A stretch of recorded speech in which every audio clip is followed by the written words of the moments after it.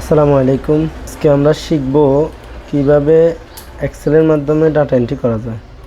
আমরা প্রথমে ডেস্কটপে রাইট বাটন ক্লিক করে নিউতে যাব, তারপর মাইক্রোসফট এক্সেল ওয়ার্কশিটটি ওপেন করব। এখানে আমরা নাম লিখব ডাটা এন্ট্রি। ডাবল ক্লিক করে ওপেন করার পর তাহলে আমরা কি ডাটা এন্ট্রি করব। প্রথমে একটা ID first name, last name,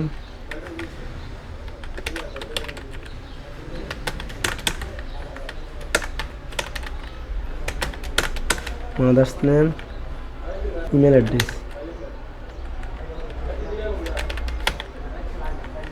তারপর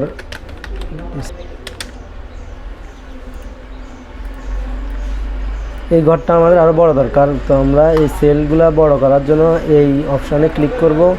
উপরে যে কোনো একটা, সবগুলা যদি বড় করি সবগুলা বড় হবে, আর যদি ছোটো করি ছোটো হবে। এরপর আমরা এটাকে সিলেক্ট করব। সিলেক্ট করার পর ইনসার্ট,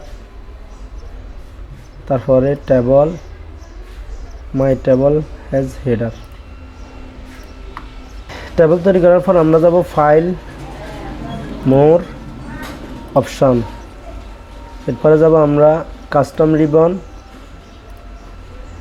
এই অপশানে গিয়ে আমরা commands not in the ribbon. এরপরে আমাদের এখানে যে মেনু বারটা আছে, এখানে আমরা একটা মেনু তৈরি করব।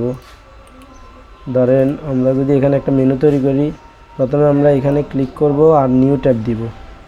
নিউ ট্যাব, এই নিউ ট্যাবটাকে রিনেম করার জন্য নিউ ট্যাবে ক্লিক, রিনেম, আমরা লিখব ডাটা এন্ট্রি। একটা ডাটা এন্ট্রি মেনু বার তৈরি হয়ে গেছে। এরপরে আমরা এই অপশন থেকে ফর্ম অপশনটা আমরা বের করব, ফর্ম। তারপরে এই ডাটা এন্ট্রির সাবমেনুতে আমরা অ্যাড করে দেব।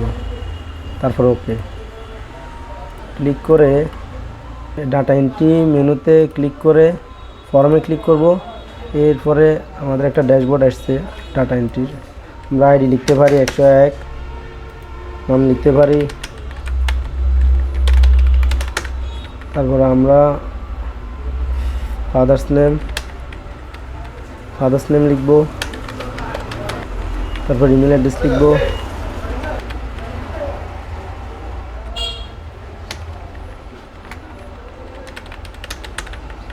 এরপরে ডিস্ট্রিক্ট লিখব।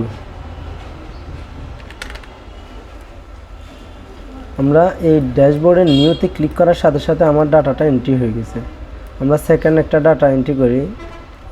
আমরা আইডি লিখব 102, নাম লিখব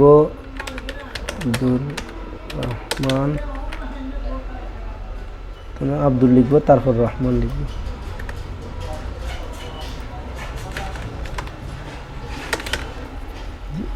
তারপর ফাদার্স নেম,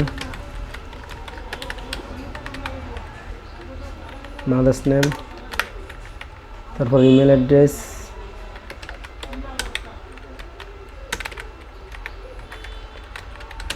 তারপরে ডিস্ট্রিক্ট।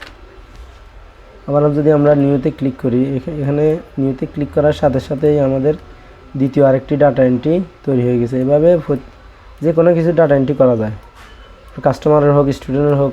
আপনাকে যে রিকোয়ারমেন্টগুলো দিবে, যেই সাবজেক্টগুলো দিবে, ওই সাবজেক্টগুলো লাইন বাই লাইন লিখে ডাটা এন্ট্রি তৈরি করতে পারবেন। তারপর আমরা সেভে ক্লিক করব, ক্লোজ।